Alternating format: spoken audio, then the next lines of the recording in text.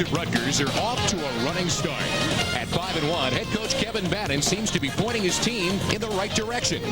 The Knights are in sync and playing with confidence. But tonight, Bannon will face a team he's never met on the floor in a place he's never been to as a head coach. The St. Joe's Hawks have never lost to the Scarlet Knights at the Palestra. The Hawks are hoping to soar to another victory tonight and defeat an old conference foe.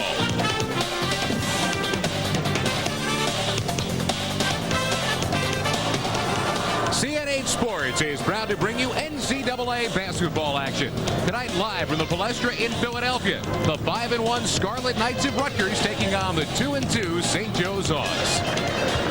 Hi everyone, Scott Graham along with Rob Kennedy, and tonight Big East meets Atlantic 10 here on the floor. A pretty familiar home for the Rutgers Scarlet Knights over the years, however not in recent years. Not in recent years. Since Rutgers left the Atlantic 10, these teams used to play against each other all the time.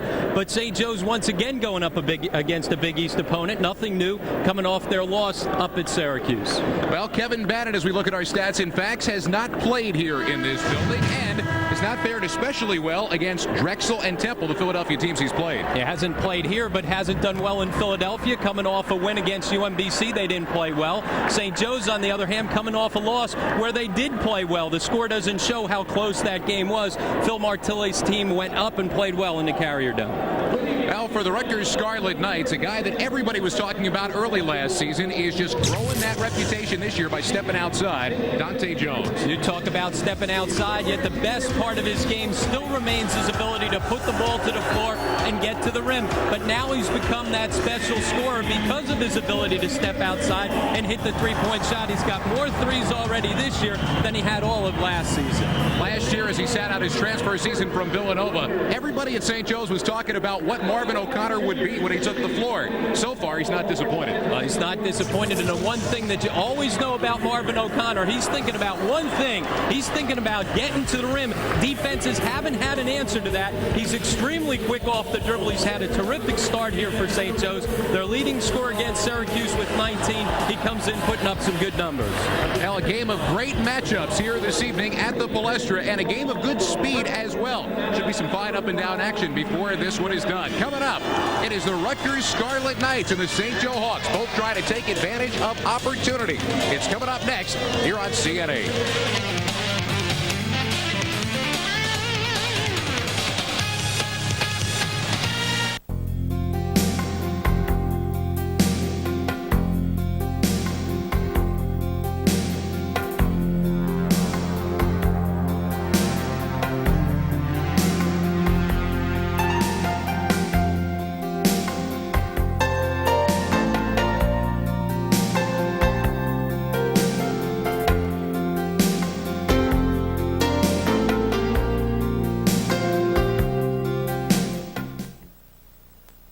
Know everything you can see. University of Pennsylvania, Rutgers, and St. Joseph's here tonight. Scott Graham along with Rob Kennedy and the third man of our broadcast crew, Mick Moningoff, who is standing by right now. Mick. Thanks, Scott. Here's the keys tonight. St. Joe says they want to run the floor and also find the Rutgers guards where they'll get killed from the outside because they can light them up. And as far as Rutgers goes, well, they want to control St. Joe's penetration, and they said they have to execute in the half court or it could be a long night. Gentlemen? Looking at the starters tonight for Kevin Bannon's Rutgers Scarlet Knights. Jeff Greer, Rashad Kent are the starting forwards. Eugene Dabney, the starting center. Todd Billett and Dahntay Jones. Jones with terrific size out of the guard spot. You're going to see him go inside and back outside. He has been much more of an outside player this year than he was early last year. Now in the middle of that pack is third-year head coach Kevin Bannon with a 38-29 record at the helm of the Rutgers Scarlet Knights. He is a 300-game winner in his career as a head coach. For the St. Joe's Hawks, Andre Howard, Marvin O'Connor are the starting forwards. Damian Reed at 6'9" is the starting center.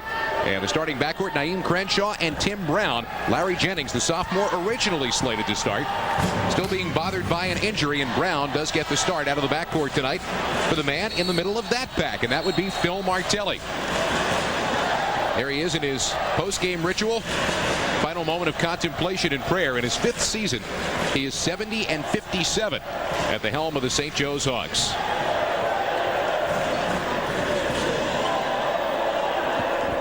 Martelli taking his team in here to the Palestra Over the course of time, St. Joe's has played a lot of games here. Kevin Bannon has never been here before. As we said, 38 wins and an NIT trip for the Scarlet Knights last year.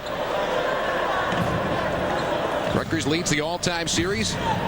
Hawks won the last time they met in February of 1995. It's been a while, but Jim Burr, John Hughes, John Cahill ready to go as the officials this evening. St. Joe's has won 290 games in this building in their history. 68% of the games they've played as the home team here. And we are underway. And St. Joe's will have a little bit of a different look with Jennings on the bench, and you'll see right away they want to try and push the pace. 3 shots at it, and the tip in there for Damian Reed as the Hawks take the quick advantage. And if the Hawks have an advantage that they can exploit here tonight, it's inside. Their 4s and 5s are a little bit more active away from the basket than those for Rutgers. There's Todd Billett, highly recruited point guard, and Greer nets an 18-footer to put Rutgers on the board. Well, Jeff Greer just seems to always quietly go about his business, and when you put the ball in his hands with an open look, he usually delivers. Crenshaw, the point guard. O'Connor's been a big-time scorer early in the season. Missed on the 3, and the rebound down to Kent. But they'll let him take that 3. What they don't want to do is rush out and allow him to put the ball to the floor and get to the rim. Dahntay Jones missing on the shot, and O'Connor uncontested for the rebound. There's Crenshaw, the left-hander, missing on the shot, pulled the string on it. Fight for the rebound, and out of the pack with it is Andre Howard. He gets fouled on the way up. And there's that advantage we were talking about inside with the power forward Andre Howard. Reed had the tip earlier. St. Joe's getting after it on the offensive glass here in the first minute and a half of play. Howard finally comes up with it and gets hit. The foul call on Rashad Kent, and now Howard to the free throw line. Opportunity for a 2-shot foul. Howard 6 of 7 from the stripe. He has struggled from the floor, however, shooting just 30% coming in. 7 out of 23 on the year. That's uncharacteristic. Especially when you consider last year he was their leading scorer and also was their best shooter from the field. Ball, they say, last touched O'Connor. Much to the chagrin of Phil Martelli and his St. Joe's crowd. It will go back to Rutgers. St. Joe's extending the full court pressure a bit. They'll play man-to-man, whether it's half court or extended into the front court, almost exclusively. Greer feeding the post and Kent. Good look for Dabney in the open lane. You see right there, the ball went into Kent's hands. They tried to double. Kent's a terrific passer. That's one of the parts of his game he really worked on this past offseason. He had a great summer, shedding those 25 pounds and really working on his game. A lot slimmer, looks quicker as well, and there's Howard from the floor. We said he had only hit 7 coming in. Got a lot of confidence in that 18-footer. Hawks by a point. Again, you see the immediate double team when Kent touched the basketball. There's Jones stepping out. Missing on the 3-point jumper. Greer kept the rebound alive, but Howard out of the pack with it.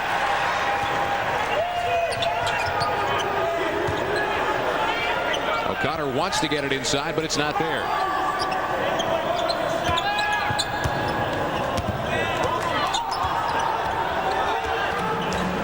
Hawks running the offense now. They get it into the hands of O'Connor. Good look for Howard. Couldn't hit the shot. Give credit where credit is due to Eugene Dabney getting inside and blocking the path to the hoop. And it looked like he may have even gotten a piece of that basketball. Very active off the floor, especially on the defensive end. He's a guy who can block shots. From way outside, Billett in and out. And now the Hawks in transition. That's the pace they want. They want to try and get out and run. O'Connor laid a move on Dabney, but Dabney sent it right back at him, and now it's Greer. Dahntay Jones got the 3. Make that a 2-point jumper. We'll talk about stepping out on the range. He has really done that here in his second year. He's got 14 threes already on the season after just 11 all of last year. Damian Reed's basket will not count. The foul call comes on the floor, and it will go against Todd Billett. Take a look right there. You see Billett gets whistled for the foul outside. A little piece of shirt right there. Hey, if you can't guard him, just try and grab on. On the other side, though, we talked about Kent's ability to find people inside. Great interior passing as Dabney got the easy layup. Frank Wilkins into the game now for St. Joseph, as is Bill Phillips. Two guys who see a lot of time in the rotation. O'Connor can't get it to fall, but Phillips there for the tip-in.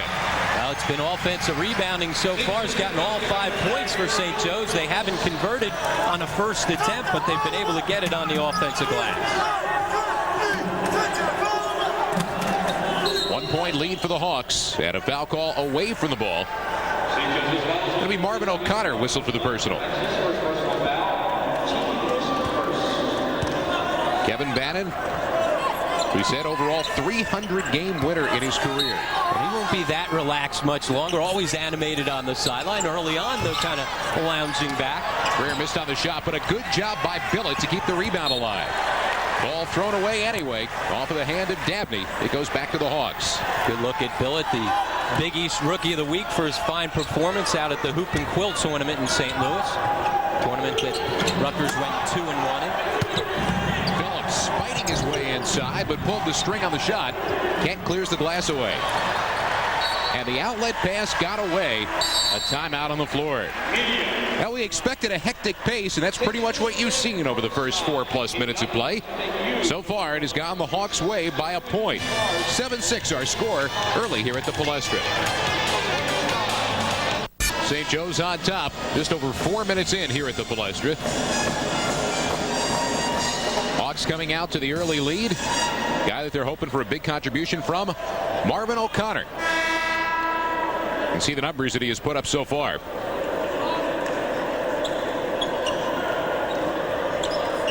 Meanwhile, Dahntay Jones on the other side, 21 points against Maryland Baltimore County on Saturday in that Rutgers win by 17 points. Also career-tying 9 rebounds, so getting it done inside as well. Now there's that animation we were go. There's up and going. Still a little lighthearted. Takes his seat back down. Does a terrific job preparing his team game in and game out to compete. Nice screen for Tim Brown's open three-pointer. And that's what Brown gives you, as opposed to Jennings, who runs the team and really isn't an offensive threat. Brown is clearly an offensive threat, especially from beyond the three-point line. That's Jones. Matched up with O'Connor.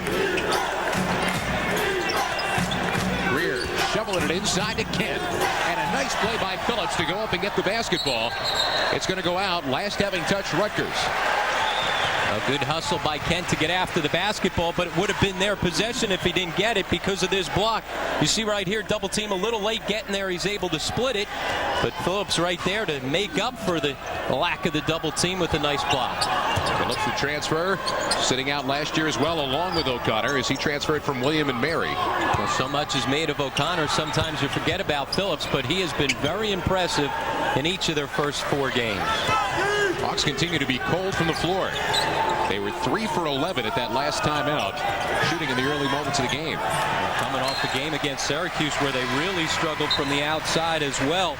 Put up some ungodly offensive shooting numbers. 32% from the field and just 23 from beyond the three-point line against the Orangemen. Rob Haskins into the game, trying to awaken the shooting of the Hawks. And he is definitively a streak shooter, a rhythm shooter. Wilkins lost the handle on it. Now Phillips with the left hand. Well, that's the thing. When Phillips steps out, he can not only shoot the 3, but he can put it to the floor. We talked about the athletic ability of their centers and power forwards to get to the rim with the dribble. And O'Connor doing a great job of anticipating. Now has to beat Billett, and does. He'll go to the line to shoot a 2-shot foul. Second foul on Billett. Shot did not go. A 2-shot foul coming. Well, not much contact there as Billett hustled to get back. O'Connor running the floor, doing a good job defensively, stepping into the passing lane right there. And you see his speed and explosiveness to get to the rim. Would have been better off throwing it against the glass right there, but instead he'll have a shot to get the 2 from the line. First one is good for O'Connor.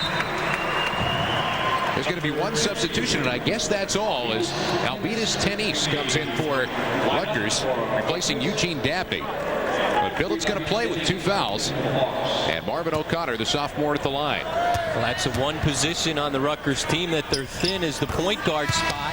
And bring Luis Flores in, who's really more of a 2 to play a little backup point. But they'll keep Billett on the floor. Here's Phillips again, his ability to get by people with the dribble. They're very athletic in the front court, able to get by and play out on the perimeter. Hawks on a 9-0 run right now to take an 8-point lead.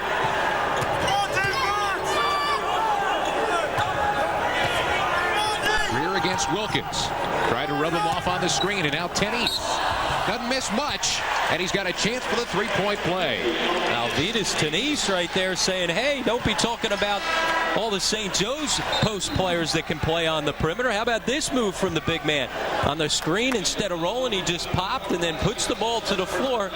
Able to finish with a little contact as well. Showing you he's got some athletic ability as well. How about he's 8 for 10 from the floor this year with that shot? Oh, pretty good numbers coming into this year. You know, he's been a guy who they've expected more than's really come, but so far this year, some pretty good numbers and some pretty productive time as well. Larry Jennings into the game now for St. Joseph's. And Luis Flores for Rutgers. Changes at both point guard spots. That's an interesting battle. New York City point guard products who also have a scoring reputation in high school. Crenshaw. Time running down now on the shot clock. Phillips, nice ball fake, and a good look inside for Wilkins, who couldn't hit, but Haskins does. Yeah, but you see Phillips has a great understanding of the game. The ball fake, the nice pass inside, and again, St. Joe's getting all over the offensive boards. On the inside, Flores missed the reverse.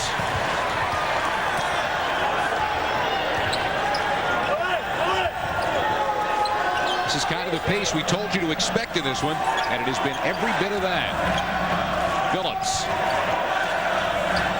And now, Wilkins. The 2-point jumper no good. Kent down with the rebound. Talk about pace. How about Phil Martelli working those sidelines, getting after it right from the get-go. Oh, he always sets a good pace. That one touched the sideline, and we'll go back to St. Joseph's on Kevin Bannon's team's 4th turnover here in the first half. And that's the dilemma Bannon's going to have all season long. If Todd Billett gets in foul trouble or isn't playing well, what's going to be his answer at the point guard spot? Luis Flores, a guy who's most used to playing the 2, will now have to convert to be able to handle some point guard duties throughout this season. Correction, 5 turnovers now for the Scarlet Knights. Haskins couldn't get it to sit, and Joel Salvi, who's just checked into the game, takes down the rebound for the Scarlet Knights.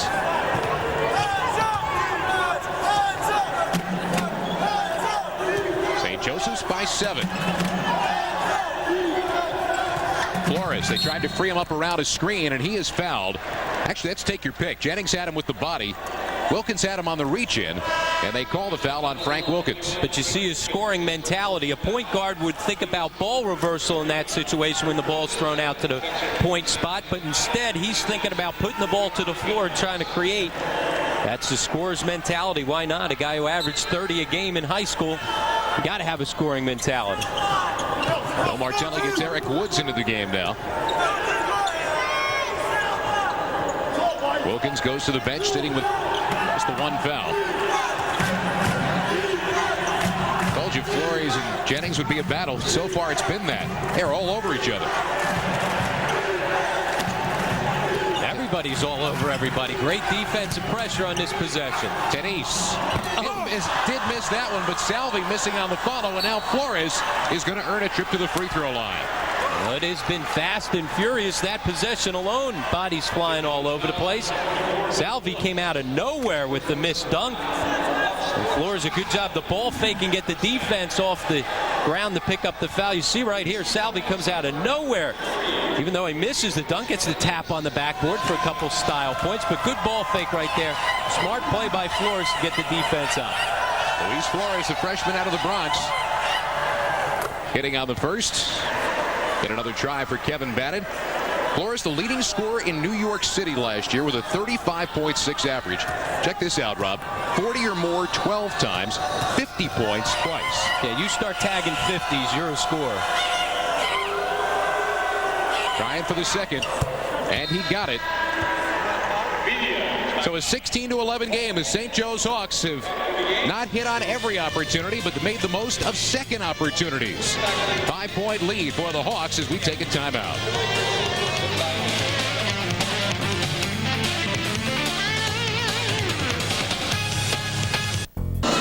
Hawks by 5 here at the Palestra in Philadelphia. Tell you what, it is great for us here at CN8 to be back again at the Palestra this year. 5th oldest arena in the country, and we have seen our share of terrific games here over the course of the first 3 seasons we've done together of Hoop 7. I think of last year, our first game of the year, the great game, Penn beating Temple, and then the unforgettable game with Princeton with the most improbable comeback in the history of college basketball. We sure have seen some great ones here. See, the two teams have combined 10 for 30 from the floor, and yet that is not taken away from the excitement level here in the first 8 minutes. No, because of the energy, especially defensively, everybody getting up. Both teams really giving good effort. Shot clock down to 10 for Jennings. Now Woods takes a look at it. Jennings trying to find his way inside, and he traveled. Well, there's where he's got to kick it out to the left corner there. Woods was wide open. Instead, he tried to force the issue. And yet, if you're St. Joe's turning it over 18 times a game, you'll take going 9 minutes until you get your first turnover.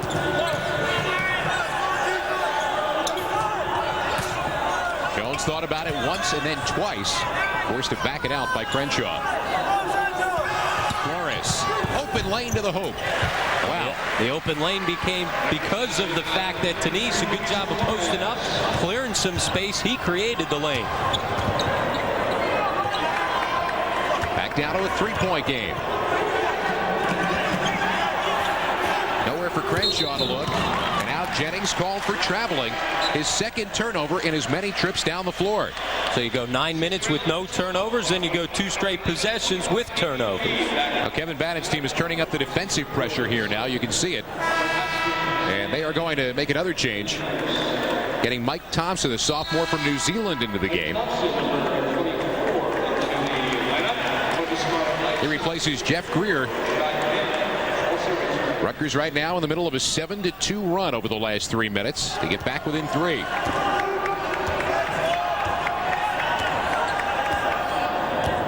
Damian Reed back into the game in the middle for St. Joseph's. He is working on Kent. That's also an interesting matchup.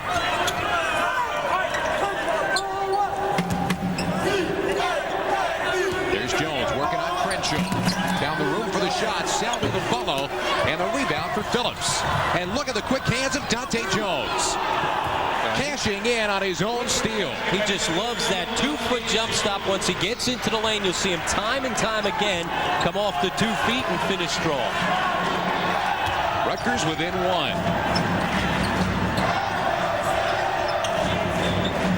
Tim Brown draws the defense in and finds Crenshaw from 18. And Kent authoritatively with the rebound. I'd say, I mean, when he goes up, he takes up so much space, and he gets off the floor a lot better for a guy his size than you would think. He really elevates off the floor. And that's the slim down Kent. Good look for Flores on the backside, and he, in turn, finds Kent. Well, the big man is going to the free throw line, courtesy of the St. Joe's foul on Phillips, his second. Well, Kent doing it all. The rebound on the other end set the good screen out front. That allowed Flores to get open for a second, and then Flores returns the unselfish favor by finding him. See right here, that slim down body. Hard to imagine that that body right there is slim down. He's got such great size, power, and strength.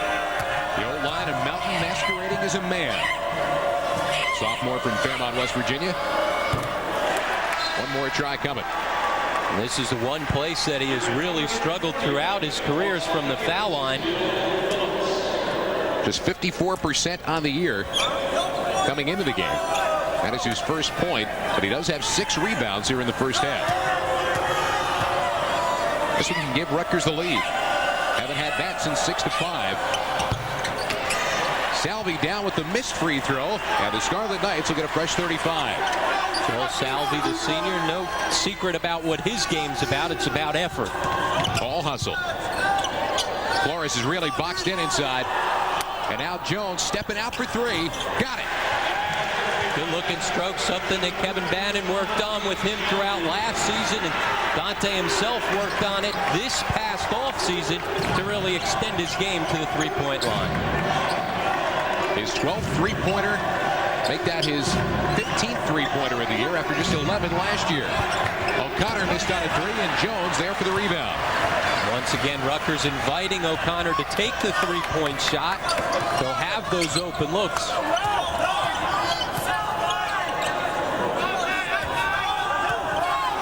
Jones working on Crenshaw. Kent had good position inside, but they couldn't get him the ball. You see him clear that space out as he just backed up. Cleared half the building. Damian Reed is not a small guy in there, but just throw him around. Now the shot clock at 5. Nowhere to go with it for Thompson. Shot clock at 1. Jones beat the buzzer, but couldn't get the bucket. Now the Hawks want to run. O'Connor in transition. Waited for 2 to go by, but should have waited for the 3rd. Rashad Kent with the block shot, and Salvi fouled back down the other end.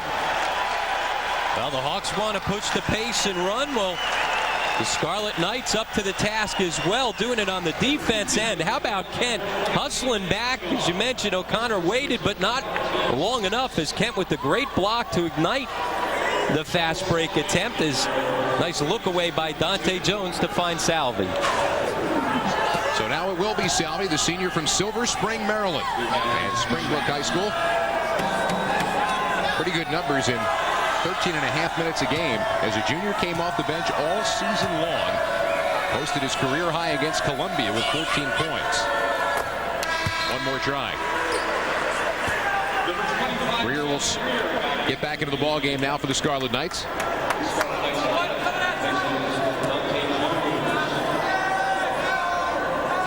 Salvi now 9 for 13 from the free throw line this season. Can extend the Rutgers lead to 5 points. Well, the Scarlet Knights on a run. A pair of free throws for Joel Salvi. Right now they're working on Dahntay Jones, but everything else for Rutgers looks just fine, thank you. They have come from behind and forged a 5-point lead here at the Palestra. Dahntay Jones, he had a cramp in the leg. They were able to work it out. It's just a matter of time now before Dahntay's back in the lineup. Well, thanks, Mick. Mick Monninghoff checking in from the sidelines, and apparently everything's going to be okay. Dahntay Jones is saying, you know what, I'm all right. I want to get back in for more of this 15-2 run. Rutgers with a 5-point lead. St. Joe's basketball with under 8 minutes left in the half. Been able to keep this run because they've done a much better job on the defensive backboards. Howard and Crenshaw playing some catch, and now Reed. That's not where he wants to be. Rutgers doing a good job defensively. Nearly took it away. Now Reed in a more accustomed position hits on the 8-footer. Tough shot, too. 2 defenders hanging all over him. You need a tough basket to stop the run. Get it back to a 3-point game. For that shot, St. Joe's was just 6 for 21, 29%. That's a kick ball, and Rutgers is going to get a fresh shot clock with 7:12 left in the half. And coming into the season, that was Phil Martelli's biggest concern about his team. Would they be able to score the basketball? Been able to do it in transition, but at times they have not been able to get good shots in. What a look from Kent to Salvi for the two-handed finish. That's one of the best passes you'll see down on the low post. Well, he forces you to come and double team because he can maneuver so well on the low post. And now he's finding people with this passing. Second pretty wraparound pass he is throwing for an assist tonight. That shot is no good for Howard. But Reed back with the rebound. And Howard goes up and down. And back down at the other end. Joel Salvi with the finish and a vocal exclamation point.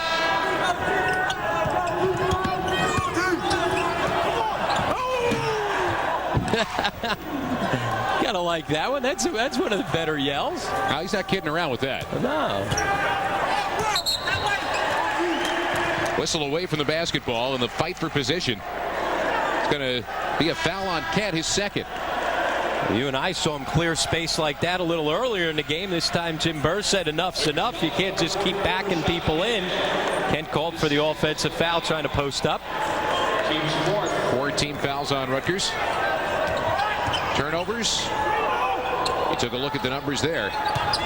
For St. Joe's, it's a matter of trying to get decent shots off, and that was not one of them. No.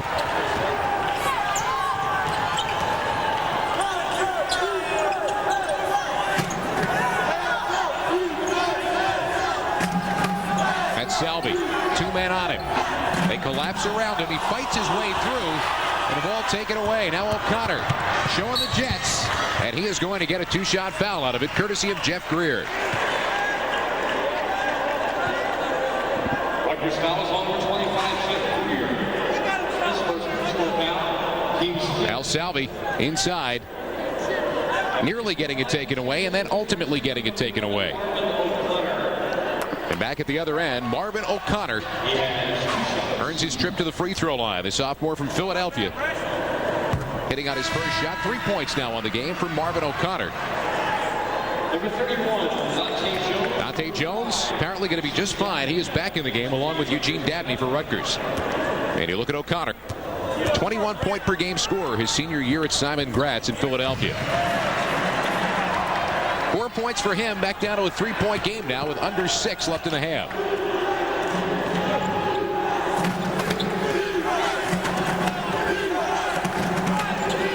Flores working on Brown. Phillips stepped out to help defensively.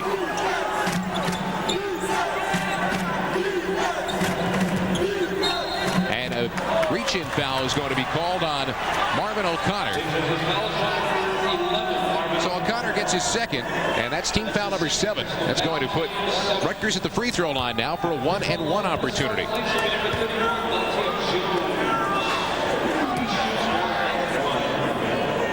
You take a look at Jones. And the reach-in foul on O'Connor as Jones tried to take him toward the hole. By the way, we're having some technical difficulties with my partner Rob Kennedy's microphone. Hopefully we'll get him back momentarily. As Jones hits on the first now to make it a 4-point Rutgers lead. Well, that's the longest I've been quiet in like 6 years. 6? You didn't know what was going on there, huh? The truck had a pool going, saying it was as many as 35 years. Did you miss me? I'm back. Tons. Jones hit on that shot. And it's now a 5-point lead for the Scarlet Knights. Really getting after people defensively. Tough, solid man-to-man, fighting through screens. It made it difficult to find good looks. O'Connor the miss, but Reed the follow. Damian Reed now with 6 points. That's where they've gotten their best looks, is off the offensive glass. 8 offensive rebounds already here in the first half. Now the first 15 minutes of this shaping up exactly the way we thought they would. Greer hitting on his shot as it crawled over the front of the rim. And he's a great mid-range player. Today you see so many guys either stepping it to 3 or always getting to the rim. He gets it done in between. Here's Reed posting up on Dabney. Fighting his way inside, and a traveling violation on Damian Reed. Turnover number 5 for St. Joseph's. And if not for the walk, they may have called him for the offensive foul as he cleared out. So first I lose sound and now making weird sounds. It's been an odd day for you, partner. Just checking into the game, Renardo Brown. Junior out of Flint, Michigan, and a transfer from Mott Community College. One of Kevin Bannon's options as a backup point guard, besides throwing Flores over to that spot, bringing Brown off the bench. Jones had 3 men on him and ends up earning a trip to the free throw line. Foul call will be on Phillips, and that's his 3rd. Well, there's no doubt when Dahntay Jones puts the ball to the floor and starts driving to the basket that he's going to finish as strong as any player in the country. I mean, when he gets going, he has the ability to just gather his body and go strong to the basket as well as anybody around. Well, Dahntay at the line now. One more try coming for the sophomore from Hamilton, New Jersey, and Steinert High School. Andre Howard back into the game for St. Joe's. And Phillips will have to sit with his 3 fouls. Big East all-rookie team last year. Makes 4 years in a row that Rutgers has had a player on the all-rookie team. Tells you something about their recruiting efforts. Terrific signing in the early period as well. Hervé Lamanzan of St. Pat's, a guy who'll make a big impact next year. Nice move by Crenshaw. Couldn't get it to go the first time, but if at first you don't succeed. First two of the game for Naeem Crenshaw. Try again, and they're all over the offensive glass. It's been an Achilles heel all season long for Rutgers, keeping people off the offense. Nice look by Salvi for Dabney. And they've been finding him inside. End-to-end action. 7-point lead for the Scarlet Knights. Brown, two hands in his face. Brown showing you he can give you some offense, not just from the three. Gives a different dimension when he's playing the point. And Brown has 5.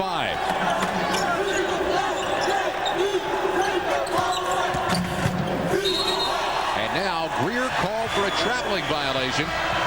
Rutgers turnover number 8 here in the first half, and the St. Joe's Hawks get it back when we come back.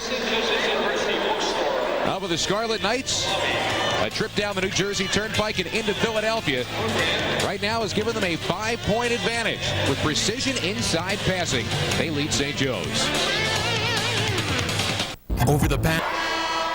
31-26, Rutgers on top. Not going to dim the spirit of the St. Joe's dance team. That 5-point lead, the Rutgers Scarlet Knights are out shooting the Hawks 48 to 35%. As you said, Rob, the best opportunities for St. Joe's are coming when those misses end up clanging back out again, and they're there for the rebound. They've got 8 offensive rebounds. You take a couple tip-ins away, and that shooting percentage on first shots is probably down in the 20s. You've got to shoot the basketball better than that. Here's Naeem Crenshaw. His team down by 5. Wilkins got rejected by Dahntay Jones. And now the bounce pass inside. Nothing there for Crenshaw.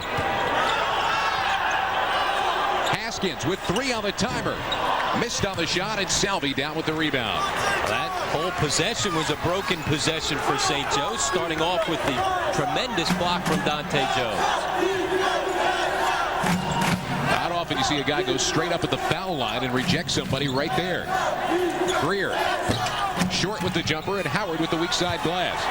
Now here's where St. Joe's has to try and push the pace. They're best when they're in transition. Tim Brown, that's his spot. Missed on the shot, but Haskins, big offensive rebound. Smart play as well. Instead of falling out of bounds or wasting a timeout, able to kick it back out. Wilkins working on Jones, broke him down but lost the ball, and now 2-on-1 for Flores. Salvi, the finish. Good decision right there by Flores out in transition instead of forcing the issue. He allowed Salvi to fill on his right side. Nice dump off for 2. Kevin Bannett's team playing in transition. They matched their largest lead of 7 points. Take a look right here. Again, the defense of Dahntay Jones keys it, and then Flores out in transition. The nice bounce pass as he waited for Salvi to get up as he filled the lane. Kevin Vannen's got to be very happy with the way his team has bounced back. Also got to be happy with his bench. Well, they have outscored the St. Joe's bench. It's Rutgers team last year, 19-13. Winner in the first round of the NIT over Hofstra. And a lot of high hopes for this coming year. They've gotten out to the great start, 5 out of their first 6. And leading by 7 here with under 2 minutes left in the first half. Wilkins missed on the 3. And the rebound tipped out of bounds. It'll belong to St. Joe's with a fresh shot clock and 1:53 left in the half.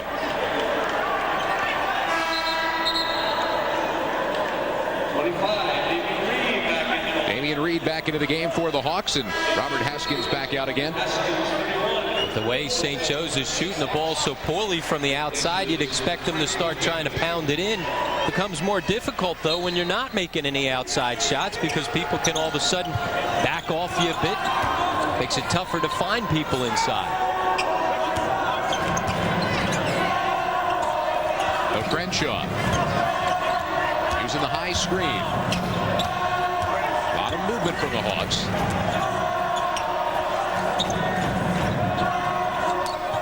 Woods. Howard from 18. Just about the same spot that he hit an 18-footer earlier in the first half. Good movement out of their motion offense. Good patience as well. One of the few times here in the first half that they've really been patient on the offensive end. Important last minute of the half, and Dahntay Jones throws it away with a cross-court pass. That's the 9th turnover for the Scarlet Knights. St. Joe's set the early pace. Rutgers has set the pace throughout most of the half, and now would like to make sure they keep that advantage going into the dressing room.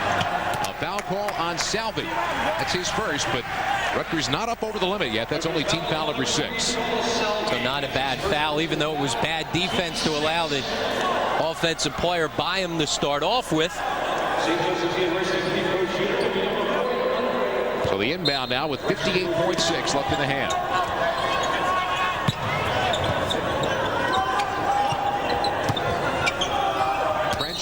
Travel. They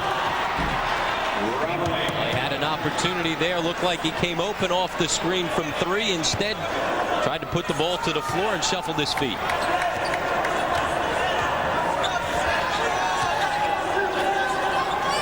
Rutgers doing this all without their starting point guard, Todd Billett. But 2 quick personal fouls and is sat for most of the first half. And credit Flores, he's done a good job coming in and running the offense. Greer brings the defense in, sets up Salvi. And a rebound down for Crenshaw. Naeem. Soft touch from the side of the lane makes it a 3-point game. He's got 4. The Hawks have to figure out how they can get that pace going. That's where they want to be, racing the ball up the floor.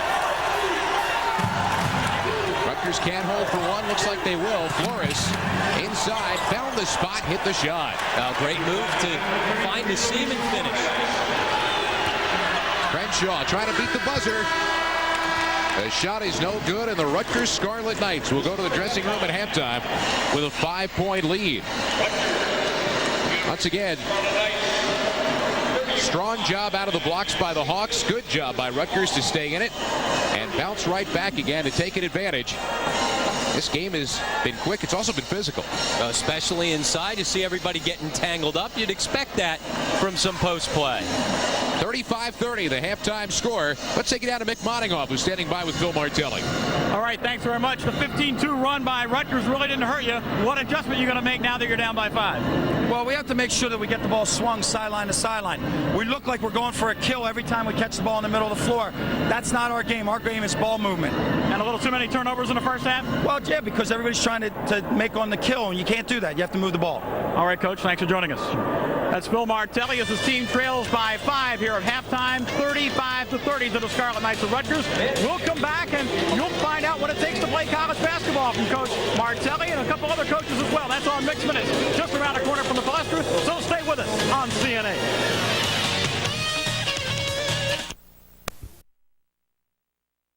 5-30, but there are several other games going on tonight involving some top 10 teams in the country, also Big East and A-10 teams, so let's check it out, and we'll see the scoreboard right now. Well, you have in the second, Miami and Xavier tied at 46, 53-44, Manhattan leads Fordham. The St. Joe Hawks trailing by 5 to Rutgers. Let's go over to Rob Kennedy and Scott Graham. We'll check out the first half. Gentlemen? Well, make the first half pretty much what we had thought that it might be, which was an awful lot of end-to-end action. Exciting basketball, couple of runs, and 9-0 run for St. Joe's as they took command, and then Rutgers, showing a lot of poise, came back. Well, a lot of effort from both teams, especially defensively. They made it difficult for anybody to get any semblance of offense going for a while. Dahntay Jones, though, one of the guys who found his offense as things started to step along. He was the leading scorer in the first half for Rutgers, and he got it done right here on the defense to start it. And again, the nice finish once he gets into the lane. Al Jones leading Rutgers with 11 points. Flores filling in well at the point guard spot with 6, and Salvi off the bench with 6 for the Scarlet Knights. St. Joe's didn't have a lot of opportunities offensively. What they had came inside. Damian Reed, the leading scorer. Well, and a lot of it was on broken plays or follow-ups. This time Reed gets one of his 6 points. A lot of that was because of his 3 offensive rebounds. Howard with 5 and Brown with 5 as well. They got some good balance, but nobody really stepped it up. St. Joe's, especially in the last 10 minutes, really struggled in their half-court offense. Marvin O'Connor 0 for 6. Frank Wilkins 0 for 6. Hawks need to shoot it a little bit better in the second half to come back. A 5-point Rutgers halftime lead.